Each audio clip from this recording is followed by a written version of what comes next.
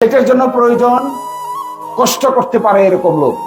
সেটার জন্য প্রয়োজন যে নিজের ঘুম হারাম করে অন্যের চোখে ঘুম আনতে চায় এরকম মানুষ।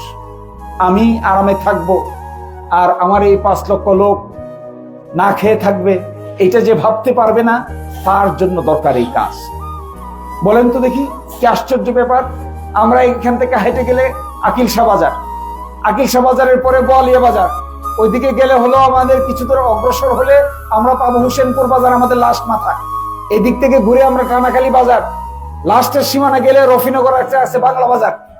এদিক থেকে দক্ষিণ দিকে গেলে কিছু দূর অগ্রসর হয়ে গিয়া পাইবেন নিজগাঁও একটা বাজার, তারপরে গিয়া পাবেন রাহতলা একটা বাজার, সামারসরে পাবেন একটা বড় বাজার, এরপরে সাল্লায় পাবেন বাজার, সাল্লার ওই পাশে শাসকাই পাবেন বাজার।